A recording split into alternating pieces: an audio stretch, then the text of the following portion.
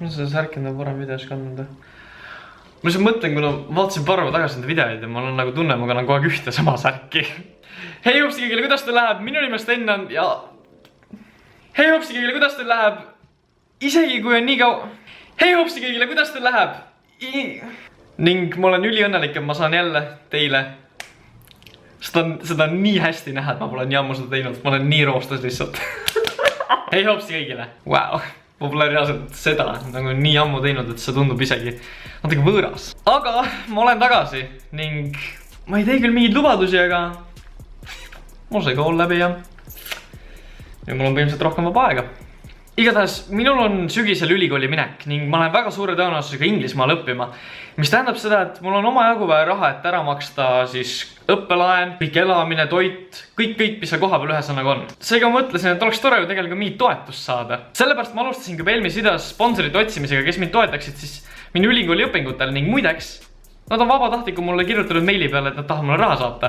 Ning kui te ole veel juhuslikult esimest osa näinud, siis ma panen selle video siia üles paremale, et te saaksite seda vaadata. Nüüd siis ikka meeldetuletus sellest, kus me eelmine kord poolel jäime.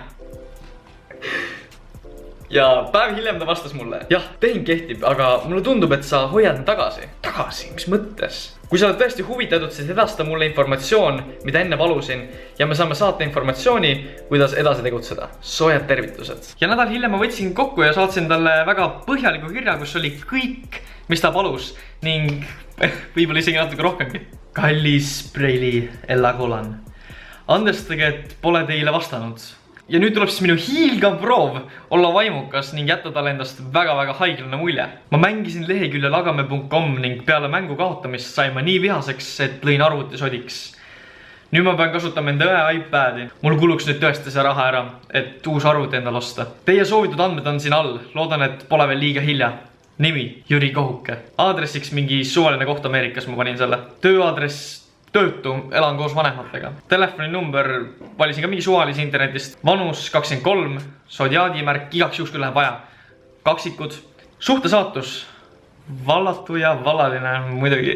Huvid. Vabal ajal mängin Farmvillet. Kogun samurai mõõkasid, hoian inimestega Snapchatis striike. Ning mu lemmiklugu, jumala eest, muidugi Ülle Jörgberg, kutse tantsule. See on praeguseks kõik. Andke teada, kui vajate veel informatsiooni.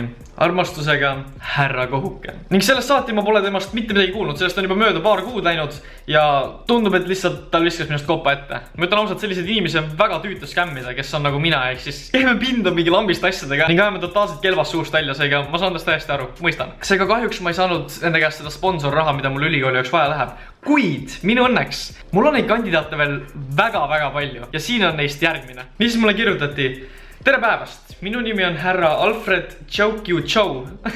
Pigem nagu Alfred Chokyu Show.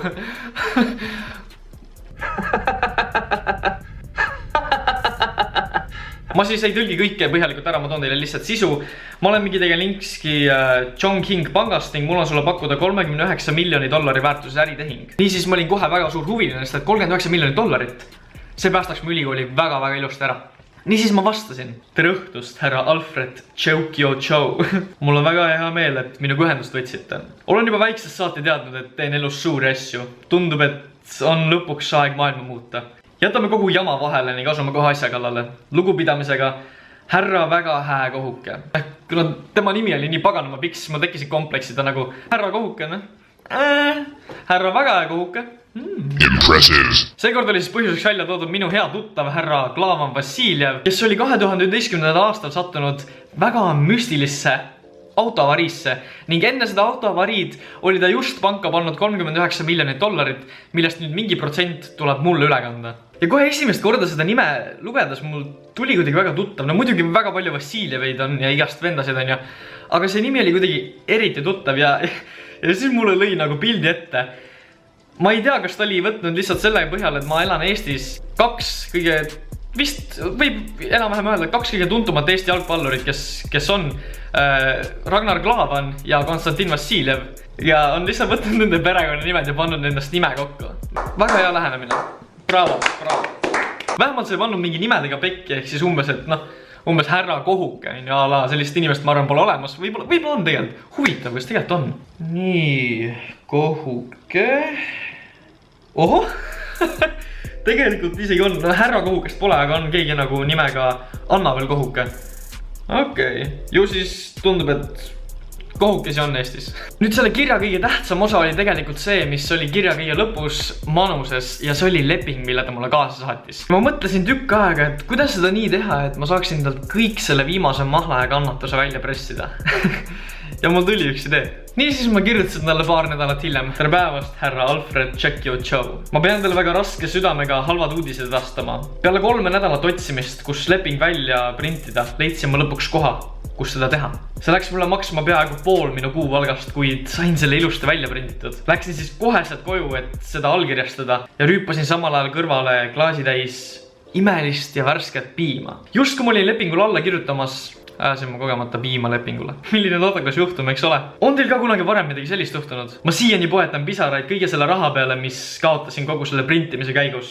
Härra, palun öelge, et sellele lepingule on võimalik alla kirjutada ka interneti teel, sest mul ausalt pole enam raha uue lehe välja printimiseks. Vastust ootama jäädes. NB, ma saatsin õnnetusest teile ka pildi.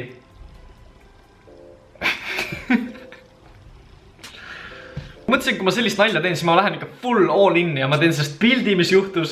Ma settasin kõik ilusti appi, ma isegi printisin päriselt lehe välja ja jätsin mulje, nagu ma oleks juba seda kõike alustanud sellega, siis läks piim peale ja GG. Ja ma olen suht kindel, et see oli viimane piisk tema karikast, sest peale seda ma pole temast mitte midagi kuulnud. Ma olen talle proovinud kirjutada mitu korda. Ma ei teagi, kas see on mission success või mission failure, sest ma tahtsin ju raha ülikooli jaoks. Kuid samas ma tahtsingi neid ka ju kettasse ajada. Seega, ma ei tea, win-lose-win nagu vahet ei ole. Aga see ongi tänaseks kõik, mul on veel väga mitu erinevat videot plaanis. Seega meie teiega kohtume juba tegelikult üsna pea. Kui teile meeldis see video, siis jagage palun seda kindlasti enda sõpradega, visake like. Ning palun kirjutage alla kommentaariumisse, kes peaks teie arust mind sponsoreerima. Kes sobib kõige rohkem minu sponsoriks? Ma jään teie vastuseid ootama ning meie teiega kohtume juba järgmises videos. Ning kui te ei taha järgmist videot maha magada, siis kindlasti vajutage ka subscribe nuppu ning ega midagi.